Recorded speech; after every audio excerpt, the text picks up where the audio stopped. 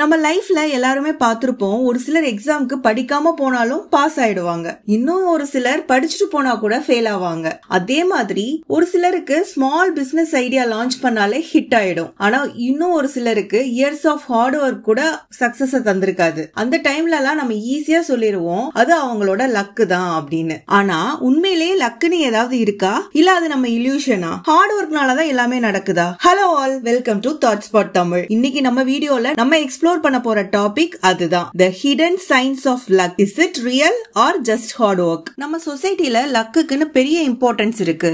Lottery win, sudden job offer, unexpected promotion எல்லாத்தையுமே நம்ம ஈஸியா லக்குன்னு சொல்லிடுவோம். ஆனா சைக்காலஜி என்ன சொல்லுதுன்னா, லக்குன்னு ஒரு மேஜிக் பவர் இல்ல. அது நம்மளோட அவேர்னஸ், மைண்ட் செட், ஆக்ஷன் தான் டிசைட் பண்ணுது. இந்த ஐடியா ரிச்சர்ட் வைஸ்மேன் எழுதின தி லக் ஃபேக்டர் புக்லயும் வரும். அதுல அவர் என்ன சொல்லுவாருன்னா, லக்குன்னு நினைக்கிறவங்க எப்பயுமே பாசிட்டிவ், ஓபன் மைண்டட், அலர்ட்டா இருக்கிறவங்க.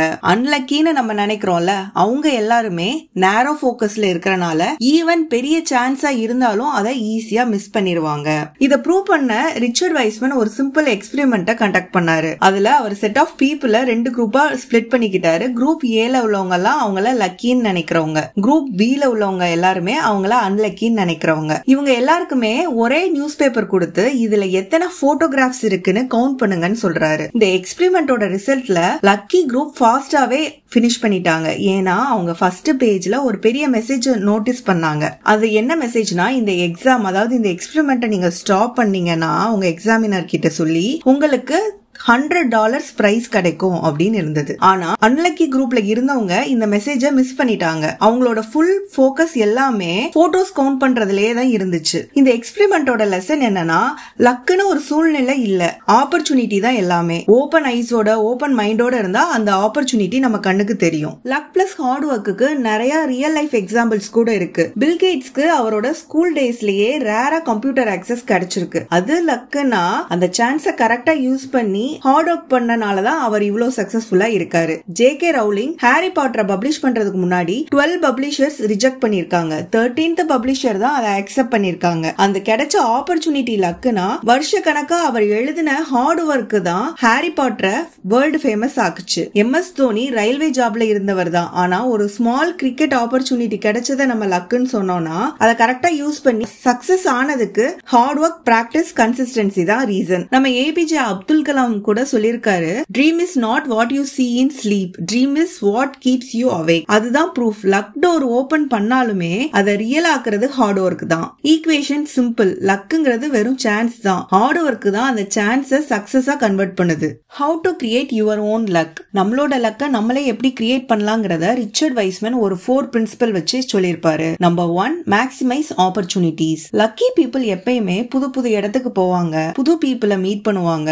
புது திங்ஸ் ட்ரை பண்ணுவாங்க. எக்ஸாம்பிளுக்கு அவங்களுக்கு ஒரு ஸ்ட்ரேஞ்சரை மீட் பண்ண சான்ஸ் கிடைச்சா கூட அதை அவங்க மிஸ் பண்ண மாட்டாங்க. ஏன்னா அதனால கூட அவங்களுக்கு ஒரு புது ஆப்பர்ச்சுனிட்டி கிடைக்கலாம். Number 2, listen to intuition. சிலர் கட் ஃபீலிங்கை இக்னோர் பண்ணிடுவாங்க. ஆனா லக்கி பீப்புள் எப்பயுமே அவங்களோட இன்ட்யூஷனை ரெஸ்பெக்ட் பண்ணுவாங்க. அவங்களோட மைண்ட் எப்பயுமே அலர்ட்டா இருக்கிறனால ஸ்மால் க்ளூஸ கூட யூஸ் பண்ணுவாங்க.